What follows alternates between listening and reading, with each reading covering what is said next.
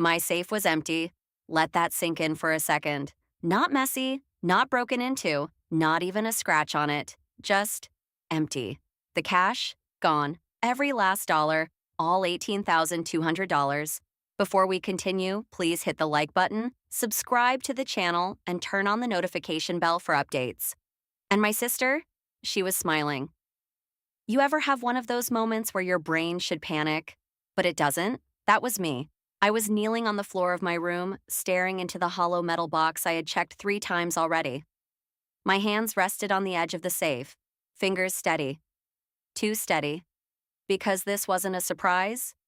Not really.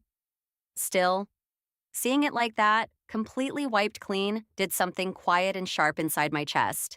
That money wasn't just money, it was my way out. My tuition, my backup plan, my control, gone.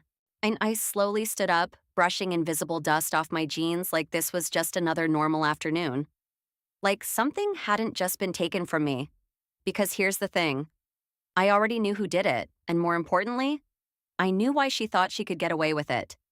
My sister, Vanessa Moreno, 24.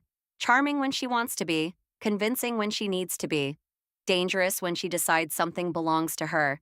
She didn't steal out of desperation, she stole when she was sure no one could prove it. That's what made her confident. That's what made her sloppy. I stepped out of my room and into the hallway, each footstep quiet, controlled. No rushing, no yelling. Why would I? If you already know how something ends, you don't panic in the middle. She was exactly where I expected her to be. Living room.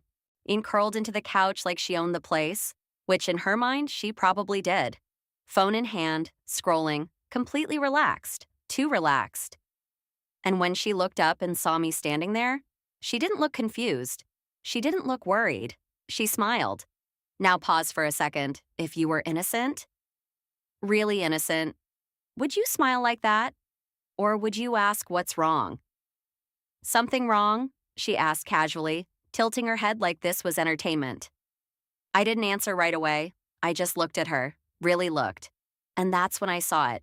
That tiny flicker behind her eyes. Not fear, not guilt, expectation. She'd been waiting for this. My safe, I said finally. 2 words. That's all it took. She leaned back into the couch like she had all the time in the world. Okay, she said, dragging the word out. I'm empty. I didn't say it out loud. I didn't need to. Her lips curled just slightly. Prove it. There it was. Not denial, not confusion, a challenge. And here's where things get strange, because in that moment, I didn't get angry. I didn't raise my voice. I didn't even argue. I smiled. Just a little. That caught her off guard. Not completely, but enough. You're smiling? She laughed. That's new. Yeah, it was.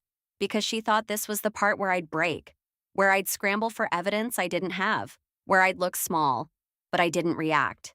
Not the way she expected, not the way she needed me to. Instead, I just stood there, watching, waiting, and then the sound of the front door unlocking cut through the room.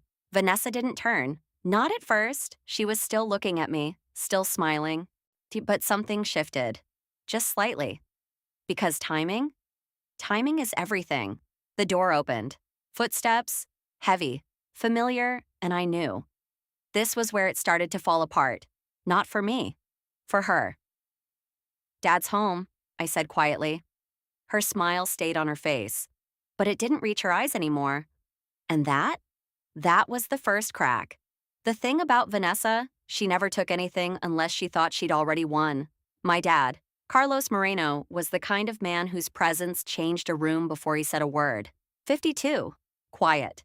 Tired eyes, construction supervisor, the sort of dad who left before sunrise, came home after dark, and assumed that if the house was standing and nobody was screaming, things were fine. Most of the time, that worked. With Vanessa, it didn't. He stepped inside holding a folded packet of papers in one hand and his reading glasses in the other. He looked irritated, distracted, like his day had followed him home. But there was something else, too. Something sharper, focused. And Vanessa saw it.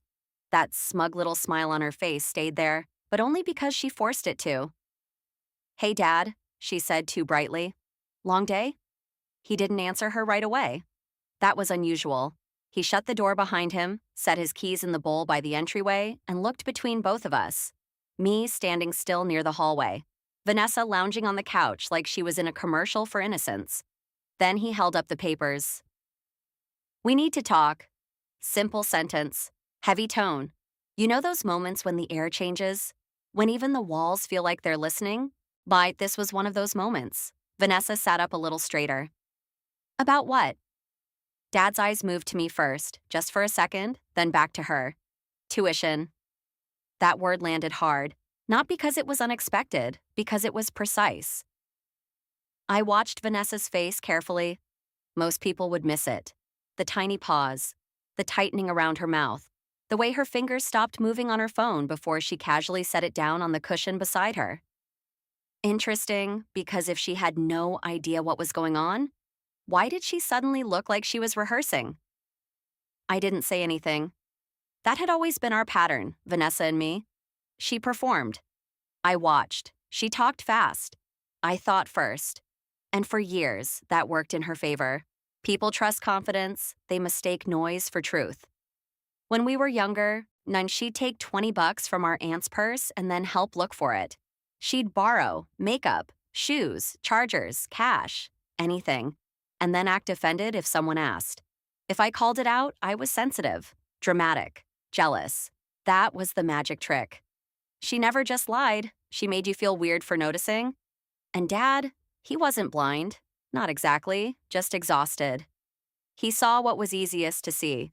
Vanessa smiling, talking, hugging him, asking about his day. Me keeping to myself, handling my own problems, not complaining unless something really mattered. That sounds like it should work in my favor, right? It didn't. Quiet people don't always get believed. Sometimes they just get overlooked. Dad walked farther into the living room, glancing at the papers again. "I got a call this afternoon." Vanessa gave a short laugh, and the kind people use when they're buying time. "Okay." "From Brookside." "My college." The room got smaller. I could almost hear Vanessa thinking now, fast, rearranging, searching for an angle. She turned to me with fake confusion. "Why would they call Dad?" "Good question. Too quick, too prepared." I leaned against the wall and crossed my arms, calm, patient, letting her keep digging. Dad answered without looking away from her. "Because I'm listed as a financial contact." That was true. Barely, just a formality from enrollment. But he said it like it mattered more now than it ever had before. Vanessa nodded slowly, as if that explained everything. As if she were just another innocent bystander trying to follow the conversation. Then she looked at me and shrugged. "So what? There's a problem with the payment?" There it was again. Why, not what payment? Not what problem? The payment? Specific. Careful. Wrong. My heartbeat kicked once, hard, but my face stayed neutral. Dad unfolded the papers completely now. Several printed pages, numbers, headers, transaction details. Enough to make this real in a way Vanessa couldn't talk around forever. He stepped closer to the coffee table, and for the first time since he walked in, his voice lost all distraction. It turned direct. Cold. "Where's the $18,200? Vanessa blinked, just once. But that was all it took, because the smile on her face didn't disappear. It froze. And suddenly she wasn't lounging anymore. She was trapped. Vanessa thought she was in control, right up until the numbers stopped being vague. $18,200. Not money, not tuition, not a payment. A number, exact, sharp, unavoidable. You could feel it hit her. That single second where everything inside her scrambled to adjust. Because numbers like that, they don't leave room to twist the story. "What are you talking about?" Vanessa said, but this time, it wasn't smooth. It was close. Close enough that someone who didn't know her might believe it. But I did, and I heard it, the tiny crack underneath. Dad didn't respond right away. He walked past her, slow, deliberate, and placed the papers flat on the coffee table like he was laying out evidence in a courtroom. Because that's exactly what it was. Evidence. "You want to try that again?" he asked. His voice wasn't loud. It didn't need to be. Vanessa let out a short breath and stood up from the couch, brushing her hands down her jeans like she was physically resetting herself. Okay, hold on, she said, and shaking her head like this was all some misunderstanding. You're asking me about Lila's tuition? Why would I know anything about that? There it was. The pivot. Shift the spotlight. Redirect the blame. Create confusion. A move she'd used 100 times before. And for a second, it almost looked like it might work. Dad's eyes flicked toward me. Just briefly. And that was all Vanessa needed to push. Did something happen with the money? She continued, turning fully toward me now.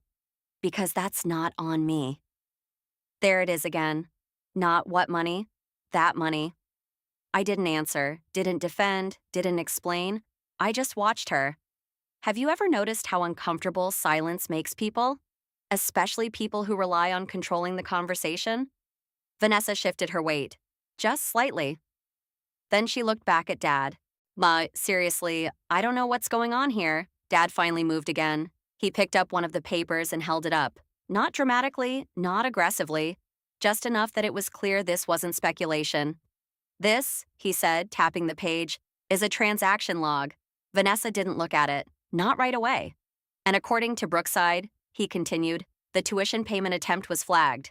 That word lingered. Flagged. Now Vanessa frowned like she was trying to piece something together. What does that even mean? It means, Dad said, that the payment didn't match the account on file. That was new. Even I hadn't heard that part yet. And for the first time since this started, I felt something shift inside me. Because now we were getting closer to the part she didn't plan for. Vanessa crossed her arms. I'm defensive now. Okay, so the payment didn't go through? That still has nothing to do with me? Dad took a step closer. Not fast, not threatening, just certain. It does, he said. That made her pause. Not freeze. Pause. Because this was the moment. The exact point where she needed to decide which version of the story she was going to commit to. Total denial? Partial confusion? Blame Lila? She chose fast. Are you saying she lost the money? Vanessa asked, nodding toward me like I wasn't even part of the conversation. Because if that's what this is, maybe we should… Vanessa. Dad cut her off. Clean. And then he said it. The one sentence that cracked everything open. The transaction was made using your ID? Silence. Real silence this time. Vanessa didn't move, didn't speak, didn't breathe. At least, and that's what it looked like. Then slowly she laughed, but it came out wrong. Too sharp, too thin. That's not possible. I tilted my head slightly. Finally. There it was. Dad didn't react to the laugh, didn't argue, didn't raise his voice. He just placed the paper back down and said, your name, your ID, your device. Device. That word hit differently. Vanessa's eyes flickered, just for a fraction of a second, toward her phone. And that? That was all the confirmation anyone in that room needed. She recovered quickly. Too quickly. This is insane, she snapped, shaking her head. You think I'd just… What? Steal from Lila? Use my own name? That doesn't even make sense. No, it didn't. Unless… Her eyes darted to me. And for the first time since this started, there was no smile, just suspicion. You did something, she said quietly. Not to Dad, to me. I didn't answer. Not yet. Dad stepped closer again. Close enough now that she couldn't avoid him. Answer me, he said. Vanessa opened her mouth. Nothing came out, because for the first time in a long time, she didn't have a version of the story ready. And I could see it. The realization. Slow, heavy, unavoidable. She wasn't in control anymore. She thought I had nothing. No proof, no plan. That was the only reason she went through with it. And now, that assumption was collapsing in real time.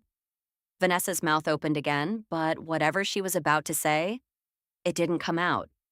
Because there are only so many directions you can run when every exit is already blocked. Dad didn't move, didn't soften, didn't rescue her. He just stood there, and close enough that she had to feel the weight of it. Start talking, he said. Vanessa swallowed. I didn't, she began, but even she seemed to hear how weak it sounded. Didn't what? Didn't take it? Didn't use it? Didn't think she'd get caught? Her eyes flicked to me again, and this time, it wasn't confidence. It was calculation. Fast, desperate, searching for something, anything she could still use. You set me up. The words came out low, controlled, but sharp. Dad's head turned slightly. What? Vanessa pointed at me now, her voice gaining strength as she leaned into it. She set me up. This, whatever this is, she planned it. There it was, a different strategy. If she couldn't deny it, she could reframe it. I finally pushed myself off the wall, slow, unhurried, and for the first time since this started, I stepped fully into the center of the room. Careful, I said quietly. Vanessa's eyes locked onto mine. Why? She shot back. Because I'm getting close? I almost smiled. Almost. Dad looked between us. Lila, what is she talking about? This was the moment. The one she thought would never come. The one she built her confidence around avoiding. I tilted my head slightly, studying Vanessa. Not with anger, not even with satisfaction. Just clarity. You used the code I wanted you to see? The room went still. Vanessa frowned, confusion breaking through her panic. What? Dad's brows pulled together. What does that mean? I didn't rush, didn't explain everything. Not yet, because understanding doesn't hit all at once. It lands in pieces. I changed the code a week ago, I said. Yeah, but I didn't hide it. Vanessa's face shifted. Just a little. I opened the safe in front of you, I continued. Slowly, made sure you could see the numbers. Now it was clicking. Not fully, but enough. You think I didn't notice you watching? I asked. Her lips parted. No answer. I knew you'd try, I said simply. Dad looked at me, something new in his expression now. Not confusion, not frustration. Recognition. Vanessa shook her head quickly. No, that doesn't prove anything. That just means you, wanted me to guess a code? Not guess, I said. And now? I let the silence stretch just long enough to make it land. Use it. Her face drained, because now she understood the difference. This wasn't about access. It was about permission. Or, at least, the illusion of it. You didn't steal my tuition, I said. My voice calm, steady, almost detached. Dad's eyes narrowed slightly. Vanessa didn't move, didn't blink. I took one small step closer, not aggressive, just enough. You walked into something else. And that was the moment everything shifted. Not just for her, for all of us. Because what she thought was an easy win was never that simple. And now, there was no way out of it. And she was just starting to understand why. You walked into something else. I let those words sit there. No rush, no dramatics. Because the truth doesn't need volume, it just needs space. Dad looked at me first. Lila, I need you to explain all of it. His tone had changed. Less authority, more attention. That alone told me everything. So I nodded once and stepped toward the coffee table. I'm pulling the papers closer, not because I needed to read them, but because I wanted both of them to see that I already knew what was in them. I'll make it simple, I said. And then I did. A week ago, I realized Vanessa was paying too much attention to my safe. No reaction from Vanessa, but her jaw tightened. I didn't confront her, I continued, because if I accused her, she'd deny it. And if I couldn't prove it, I glanced at Dad briefly. Nothing would happen. That landed. He didn't interrupt. So, instead, I said, I prepared. Vanessa let out a quiet, disbelieving breath. Prepared? For what? Some kind of trap? I met her eyes. Yes. Silence. Heavy. Uncomfortable. I moved the money into the safe like normal, I explained. But I documented everything. Serial numbers, amounts. Timing.